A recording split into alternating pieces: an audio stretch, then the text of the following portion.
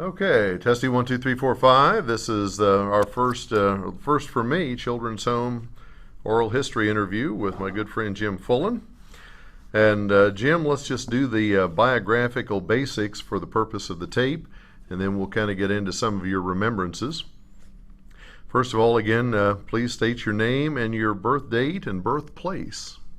Jim Fullen, November 20th, 1929, Newark, Ohio. 1929 was the year of the Great Crash, right? Depression. Sure was. And we lived in it. We're going to get to that. Yes. We're going to need to get to that. Where were other places that you lived in your growing up other than the children's home? First, we lived with my grandmother, Amy Jones. And when my grandfather died, Robert Jones, my mother took my brother and me to the children's home. She worked at Wyant's, and she was saving her money. It was a depression, and money something we didn't have when my grandfather died. And then from there, we moved to a farm. My mother took me out about the 8th grade. We went to Madison School, and we lived on Dayton Road. From there, we went to town and rented several places. To town being Newark? Newark, which I had gone to the service. Well, first I went into the ministry. I found out the ministry wasn't for me. It's a little too dogmatic for me. And then I went into the service. In the Army, we were in the 187th Airborne. Through the Korean crisis in 1950, we came back in 1953 and lived with my mother a while, and we paid her rent.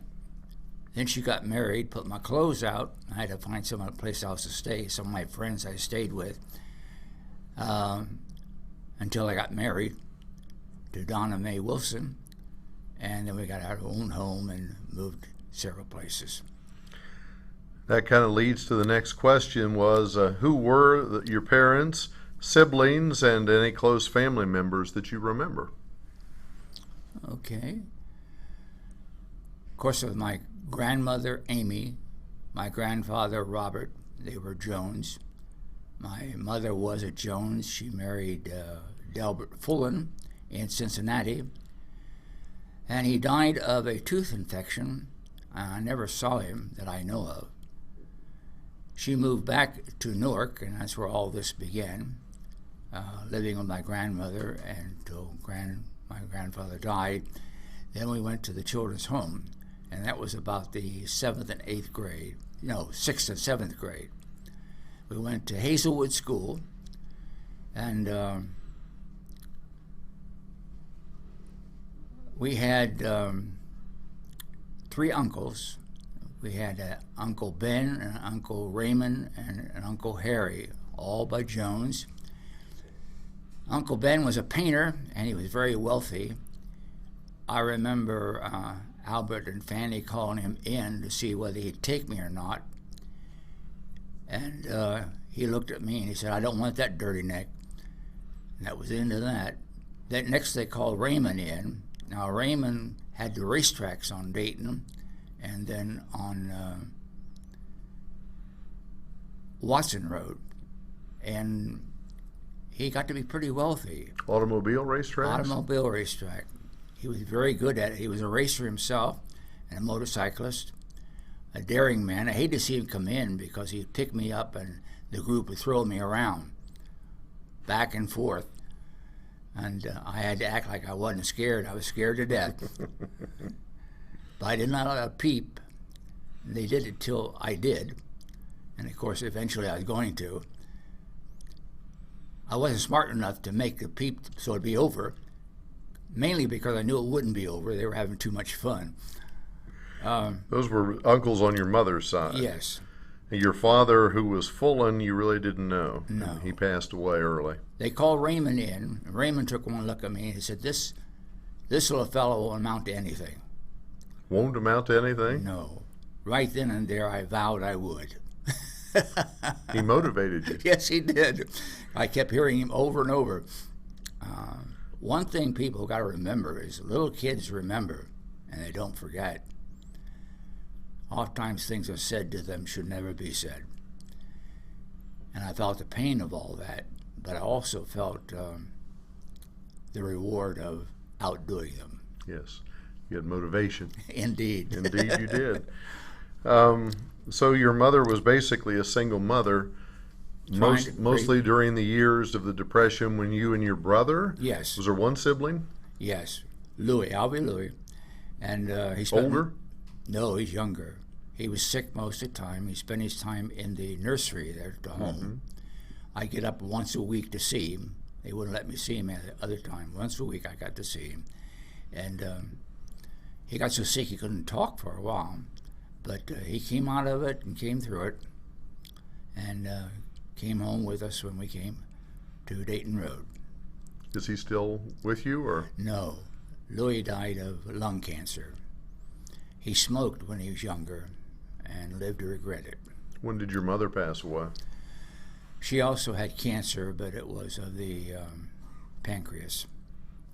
She's been gone for a while? About 14 years. Really? You had your mother for a long time. Yes, I did. Wow. I think that gives us a little baseline on your family. Tell us, do you remember anything of your life before going to the children's home? Yes, my grandmother Amy was quite a lady. Robert, he was sick most of the time. Most of us knew he was going to go first. But she would teach me songs and sing songs with me. And one of the things that happened at the home is that we had to put on a little show. I remember Fanny, she had a strange laugh. And she's the kind of person, once she laughed, everybody laughed. And I stood on my head and sang Dunderbeck's Machine, which was a song my grandmother taught me. It's about a German man that owned a butcher shop. The chorus went, "So there you, Mr. Dunderbeck, they say that you are mean. Someday you'll be sorry for inventing that machine. For long till rats and pussycats will never more be seen. You grind them up in sausagers in Dunderbeck's machine." And I was standing on my head when I was singing that. And she was very pleased with that. So she kept coming back down and talking to me. Made my points. You sure did. You did mention, we should put this on the tape, the names of the people. You said Fanny and the other person? Albert. And they were and the last name was? Wheaton. Wheaton. Yeah. Were they the parents at the home, so Yes. to speak? What did you call them? Mr. and Mrs. Wheaton? That's right, Mr. and Mrs. Wheaton. And did you view them as sort of surrogate parents, or how were they viewed by the children? They were parents. Okay. When we were called in, you went before Albert. He was the disciplinarian? Yes. And if you wanted mitigation, you talked to Fanny. So we were sort of starting with your life before the children's home. At what point did your mother, because of circumstances, take you to the orphan's home? When my grandfather died. Okay. And Grandmom could not keep us all. Just a matter of being able to provide for. Right. Were you 6, 7? Do you recall the age? I think I was 7 at that time. Went to Hazelwood. Hazelwood. Hazelwood. So you'd have been just 1st or 2nd grade probably at Yes. that time. There wasn't any kindergarten, I assume, at that time. No. Hazelwood was kind of a country school right up Yes. on O'Bannon East Avenue. End, yes. Yep.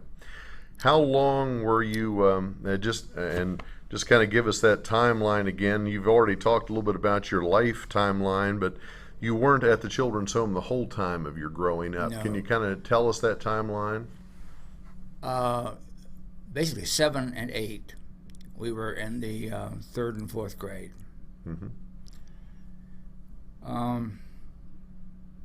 Most of the time, it was very enjoyable, and much of it I don't remember. I remember the boys being on the West End, and the girls were over on the East End, and we did not mix. What floor? I think it was the 2nd floor. 2nd floor were your residences? And downstairs is where we played, and the 3rd floor is where we slept and showered.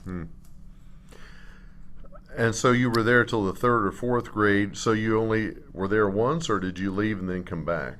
We left and came back.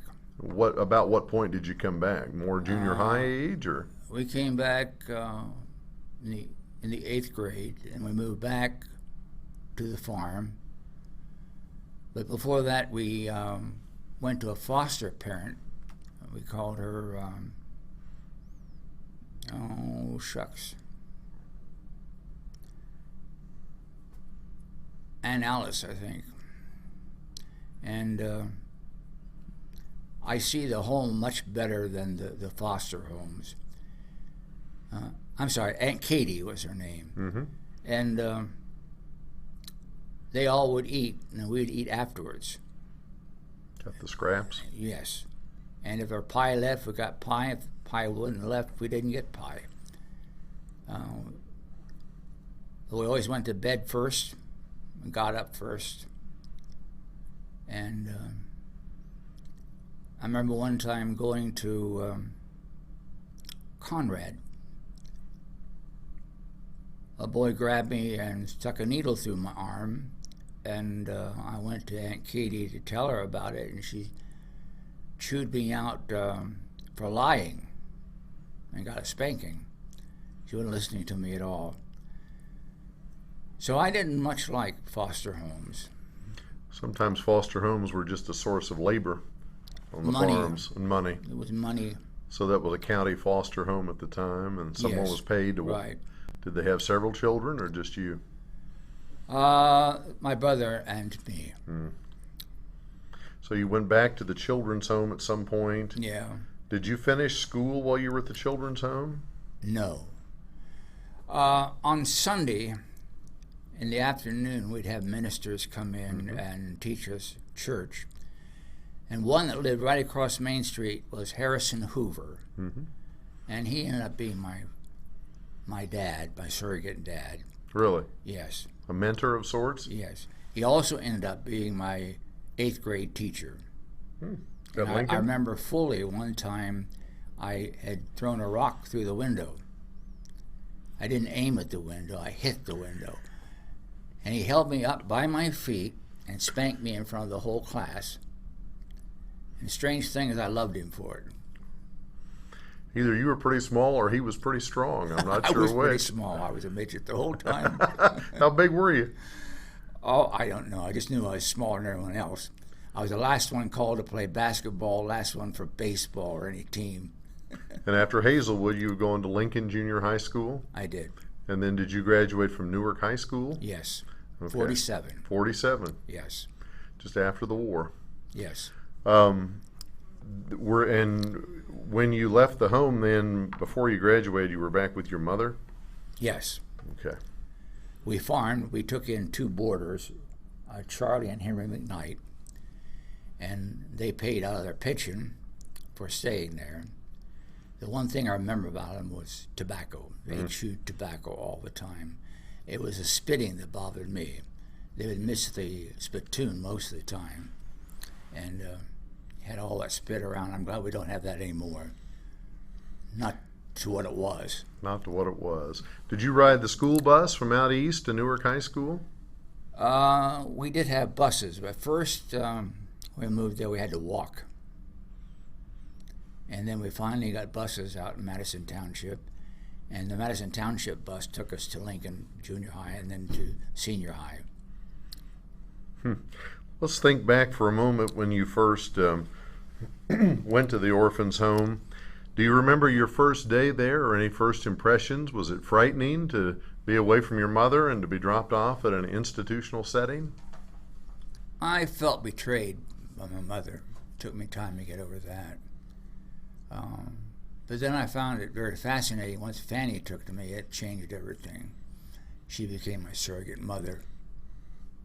What's the best thing you can remember about her? Probably standing on my head and her talking to me like someone.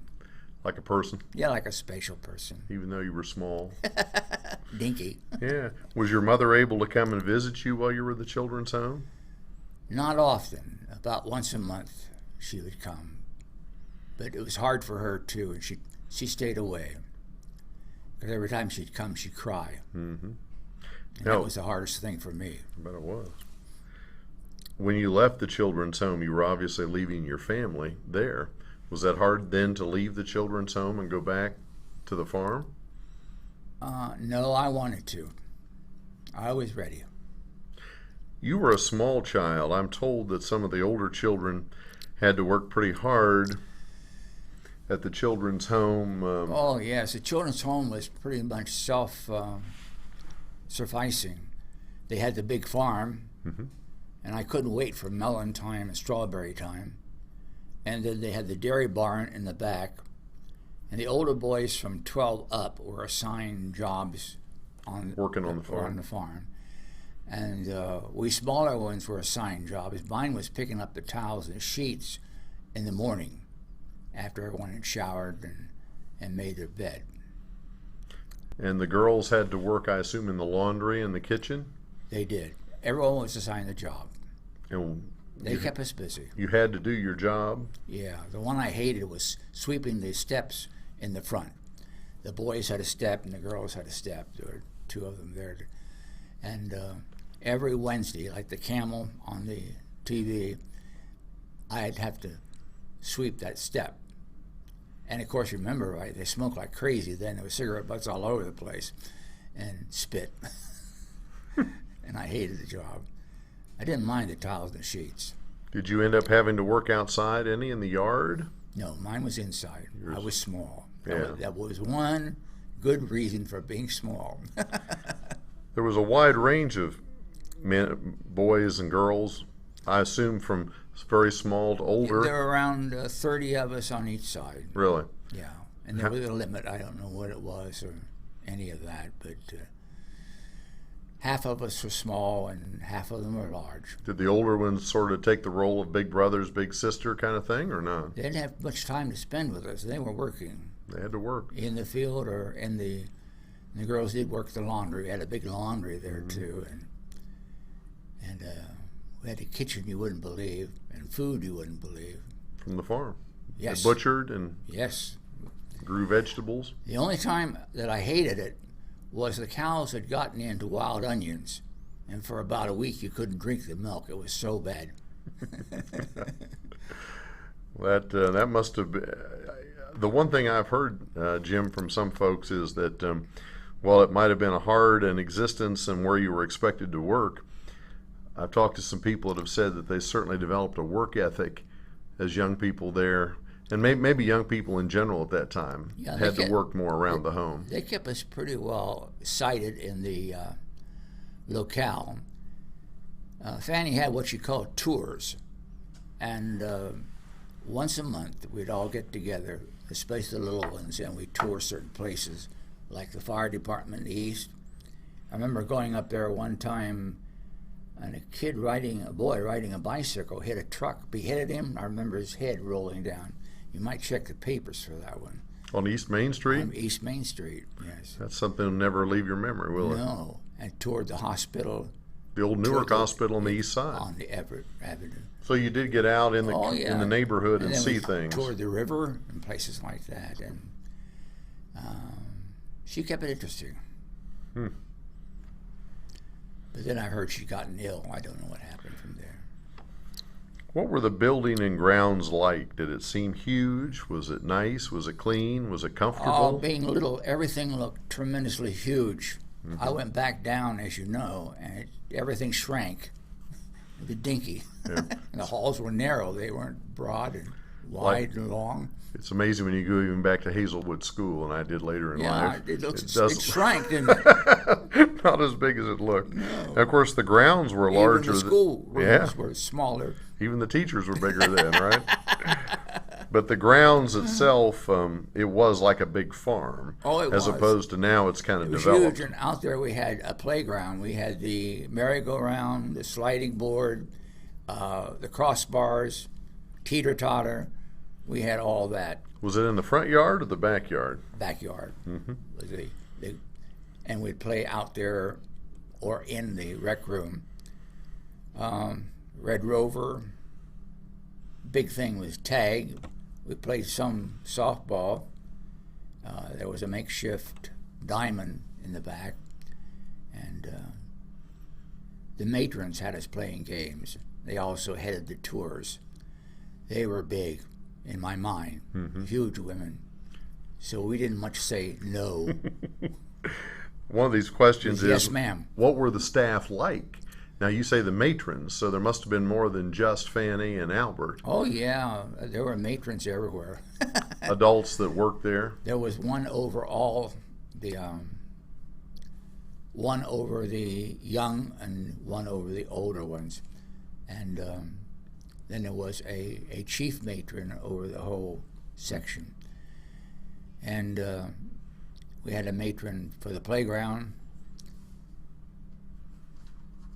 I don't know how many matrons, we had quite a few of them. Did they live there or come to work there? I think they came to work there. I don't know. I just know they were there. You knew they were there. What were the other children like? Was everybody we're all in the same boat, or what were the other children like? We were all sort of buddies. I think the worst thing I did, I tried to talk one younger than I into eating bird excrement. I told him he would be able to fly if he did. But I learned, be careful who you pick on, because I ended up with that bird in my face. You paid the price for that one, didn't you? Other than that person, did you make any friends there? He was my friend. Or friends later in yeah. life that you knew there? Didn't see him after that. Really? No.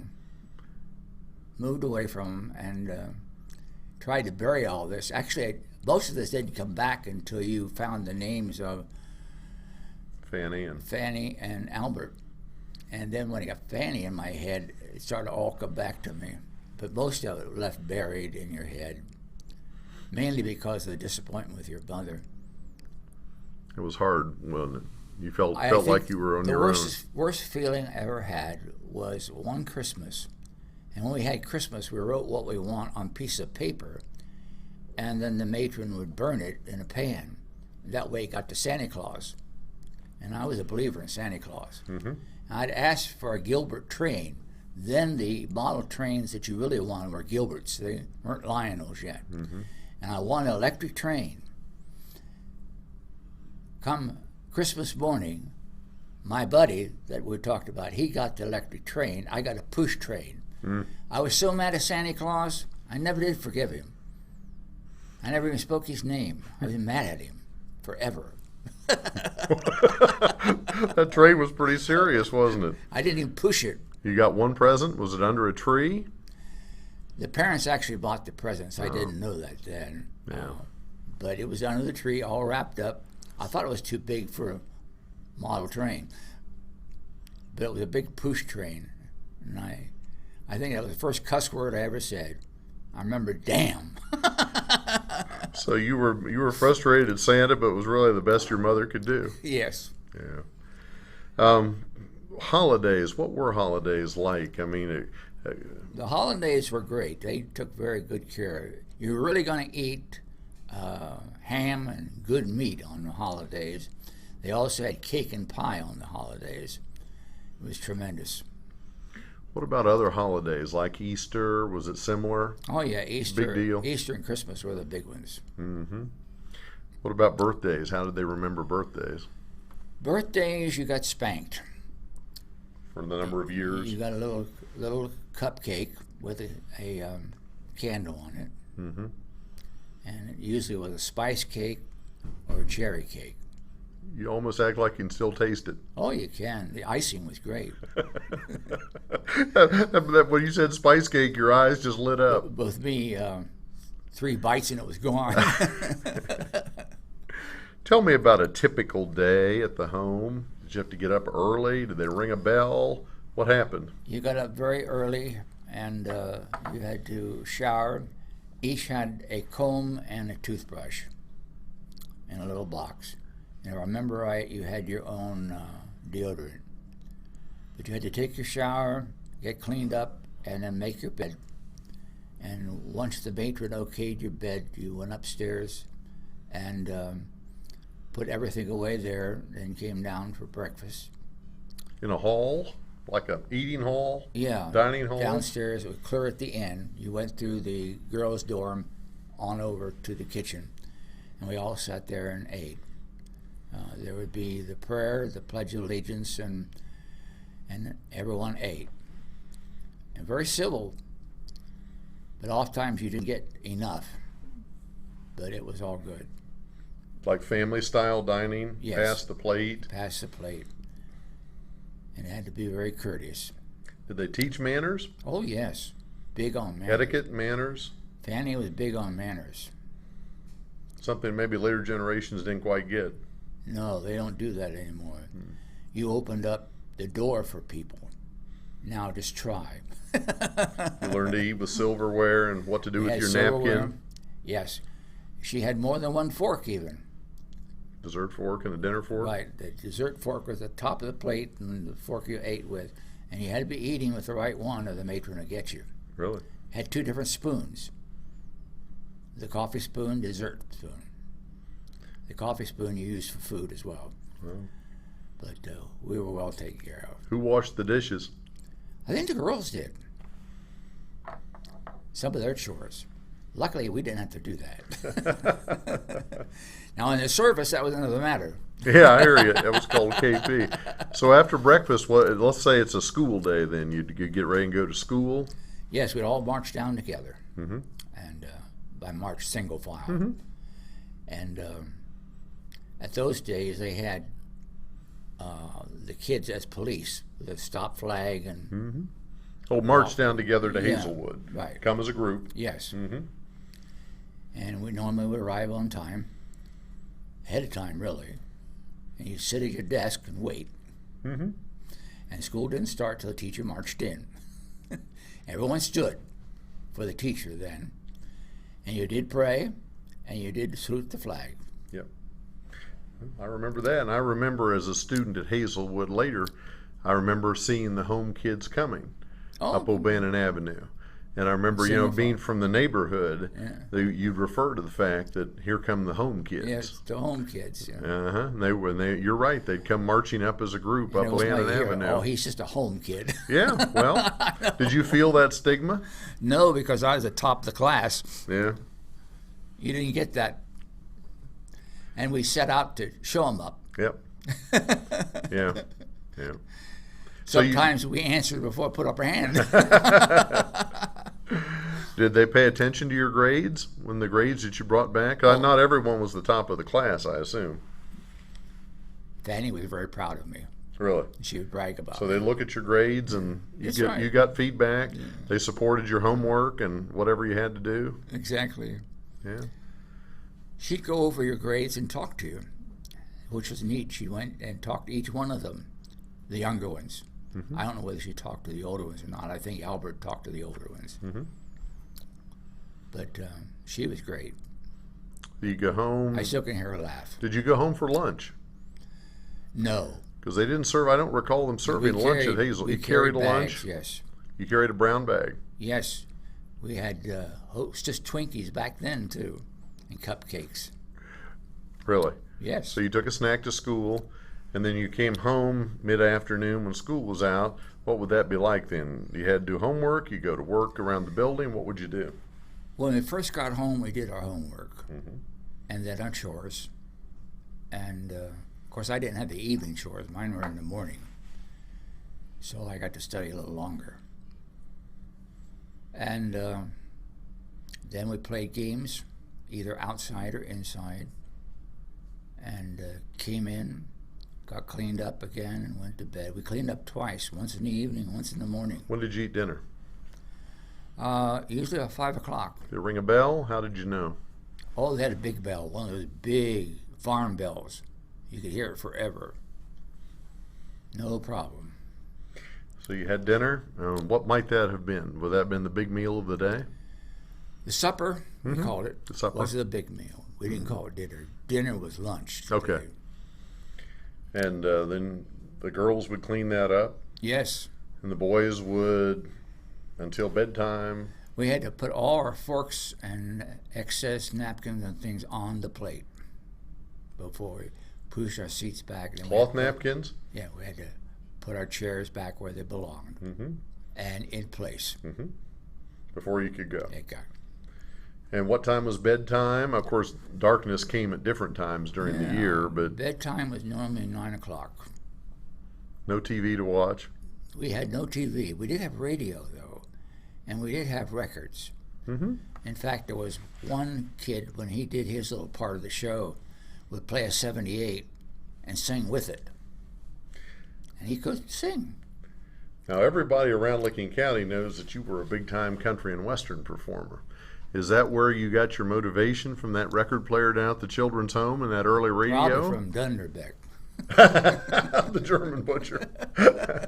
Did you listen to some of the records, the country records of the day? Oh, yes. My favorite was Roy Acuff and Great Speckled Bird. Roy Acuff was my singer. And then Hank Williams got to be my singer later on in life. But I miss them both. Did you ever meet Roy Acuff or Hank at Hillbilly Park or any of their performances? I did. I sang with both of them. Did you really? On stage, yes. How ironic. You grew up listening to their records. Later you performed country and western, and they were on the stage with you at Hillbilly Park. I had the chance to sing the Grand Ole Opry. Tell us about that. Of course, it was the beginning show for all of us who no one heard of. Radio. We did it down in Ernest Tubbs' record shop. But that was the nearest I got to that. We played in most of the radio shows. Like we were on the Hayride and Ozark Jubilee, Wheeling, and Dominican. And how old were you when you were doing this? Oh, we were, let's see, 17, 18, 19, 20, and 21. You were just a kid. Yes. I wrote songs for many of them, for George Jones, Brenda Lee,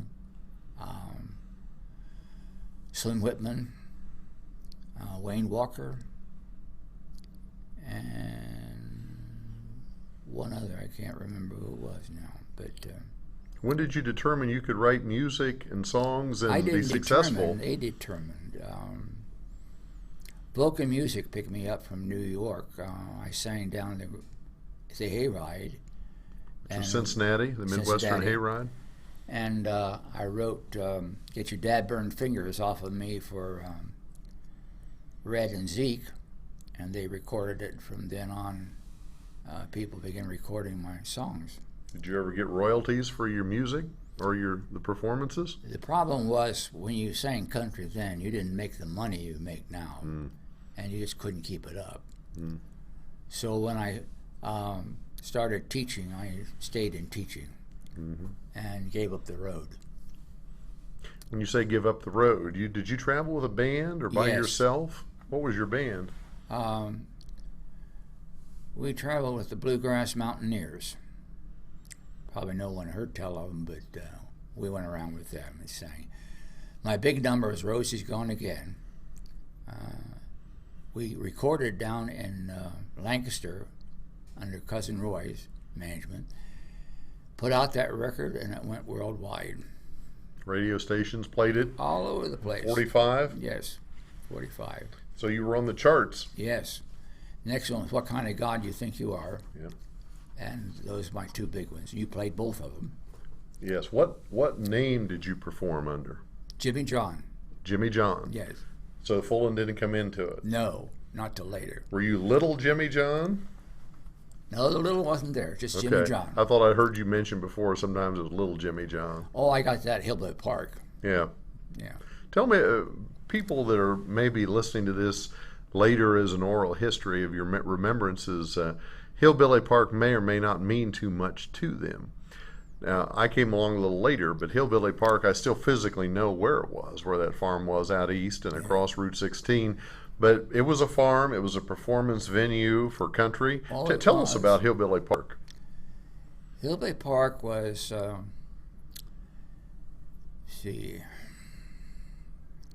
to remember. Sort of toward Frazeysburg, east of Hanover. Yeah, it was on a farm under the railroad bridge. You had to go back in there. But off the old State Route 16.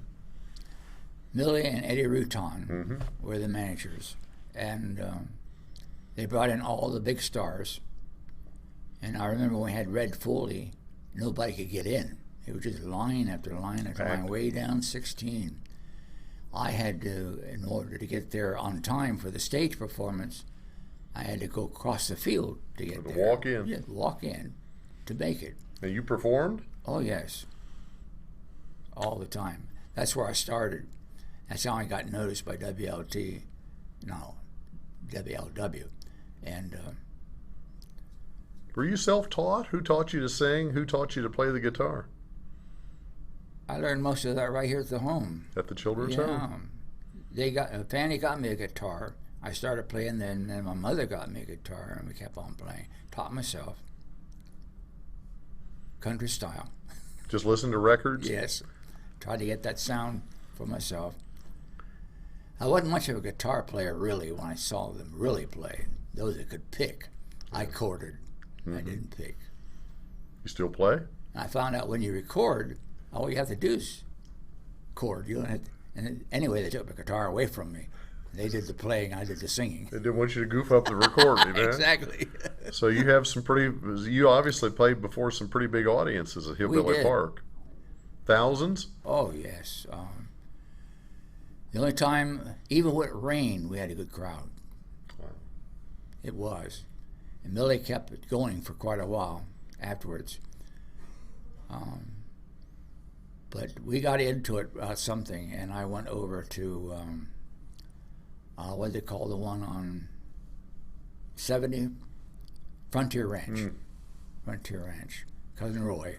You moved to a different venue. Yeah. And then she hired back later on. Then I got to teaching and I quit. You had to make a life choice as to whether you could make a living doing that or getting an education, or did you feel like... When I started teaching at Licking Valley, it hit me that's what I was, a teacher. For a long while, I didn't know who I was. I started as a preacher, and then the military. From the military, I went to law school, and I found out that was not much different than the seminary. And then got into social studies, but I didn't really understand what I was doing until I started teaching when I was 33 at Licking Valley. Then I realized I was home. And once you got a job you love, that's what you are, what you keep. So you really stayed pretty close to the valley in your life. You grew up there, basically. You grew up in East Newark. You performed there. You taught there. You later were the mayor of Hanover. Yes. You're Eastern Licking County through and through, aren't Exactly. you? Yeah. And now I'm president of the Northtown Condo Association and do their paper, which is the Northtown Community News, once a month. So you've gone to be a reporter now. Yes. Let's think back about the children's home one more time, just for a quick minute. As you look back on your life and look back on that experience, what was the quality of the children's home? I know what you compare it against, but you obviously lived there, and none of us, most of the people listening to this, haven't. What would you say? Well, for me, it was very nice. Much better than the foster system. They were more genuine. We were closer because we had to be. Very self-protective. You didn't pick on any one of us, but you had trouble with all of us. So it was family. Exactly. We'd argue amongst ourselves, but you did break into it. I think that you've started to answer the question, but I'm going to ask it. Do you think we should have children's home or orphanages today, at least on a limited basis? Well, from my experience, I'd say yes. Of course, there's several pullbacks from that now, in that there's more liability than there used to be. Had we had the liability laws we have now, we could not have done those tours and other things that Fanny did. Or children maybe working on the farm. Exactly. There was a time they tried giving us a penny, then that got to be illegal and they quit that. I remember that happening. A penny. Oh yeah, go to the store and a penny bought everything then. Could buy a whole sack of candy, couldn't yes. you? Did Try you, it now. if you had any money, would it have to come from your mother or whoever, a family member? I'm not sure where the money came from. It probably was. You had some from money, but it was pennies. pennies, not That's $5 bills. I wouldn't have known what to do with $1. Did they provide your clothing? No, that was parental also. So your mother could bring you Yeah. clothing Clothes, yeah. or a coat or... Remember, we didn't have much then. We had one pair of shoes. And if something happened to your shoes, you got them fixed, resoled, rehealed, and so on. We don't do that anymore either. Usually new shoes. Not the case then. Of course, during the Depression, even people that weren't in government housing struggled. Yes. Did you feel that, or were you too small to feel the effects of the Depression on the greater community? I wasn't old enough to catch into all that. Yeah, people just... Yeah. Yeah. I think we might have touched on this earlier, but have you ever kept in touch with anyone, either a staff member at the time or any other children that you might have known from down there? None at all. I did have some try to contact me, but I didn't remember. I had the same problem with students I taught. They'll walk up to me and say, "Hi, Mr. Fullen," or Dr. Fullen, and I don't know who I'm talking to. It's hard Yes. when you have thousands of them. Did you save any pictures or other materials from the children's home, or is most of that just in your mind? Most of it's in my mind. We tried to, but in the interim, it all got lost, except what I remember. Any other thoughts about the children's home you'd like to share? Any remembrances or anything that people would want to know about? I think I've told most all of them.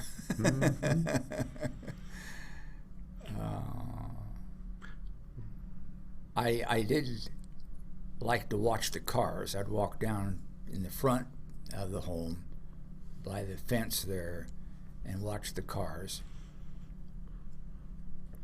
I remember we went up to see the courthouse. We were going to go by car because we couldn't walk that far.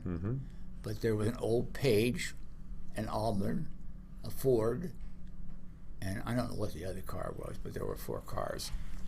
You probably don't remember the Page and the Auburn. Do you remember the Christmas lights on the courthouse? That was one of our best times. We always go see the Christmas lights on the courthouse. And our other big time was our ice cream social. Tell us about that. That was a big deal in the East End of Newark. It ended up being a big deal. It brought in a lot of money to the home, especially money that was going to be dedicated to the kids. And it started out a small affair just for the kids, ice cream. They made ice cream for us, and it got to be a local and then later a whole county event. I remember that. And I don't know, I think it's still going. People from all over attended that event. I remember the yes, grounds they were did. lighted, Right. food was cooking. Right. Did you have to work on those occasions? Did the children have to work to help make that happen? I remember singing for them, and then later on singing for them. They had a stage there? Oh, yes. Yeah. And then people were very supportive. They'd be clapping before you even did anything. Seemed like of course, again, TV wasn't a big deal, but people that lived, I grew up in the East End, and just people looked forward to that event. Yes. It was a big deal. It was. The ice cream was great. It was from the Davis Ice Cream Company. Where was that? East End, right behind where you were. Really? Yeah. We even went on a tour one time to the Davis Ice Cream Company. Where was it located? East End. The road that comes down from Hazelwood Emerson? down at the end. Now, at the end of Emerson, it was located down there? Really? Don't recall that. Yeah. So Davis Creamery or Davis. Dairy? Yeah, farmers would bring in milk and things there too. And it was homemade ice cream. And I remember the truck, Davis Ice Cream Company. My goodness. And they delivered milk. Those are the days they delivered bread at the door and the milk at the door. Gone. Gone. Any other remembrances you'd like to share? Yeah, we have doctors come to see us too. How'd that work That's out? gone. You had doctors that would make house. I wondered about the medical care. You mentioned there was a nursery and your brother was sick. The doctors took turns to come down to the home, Mm. and they rotated. I don't know which doctors now. I didn't deal with the doctors. I dealt with the ice cream and. And Fanny and Albert were there, and they were sort of your surrogate parents at the time. When you left, and then came back, were they still there, or had they? Oh yeah. Were they? Because I was I on the. can't remember now. I don't. Because I think their Zerger term. was just coming in. Okay. And I didn't get to know either one of them. Then we were gone. We were just there for a short while because they put us in a foster home.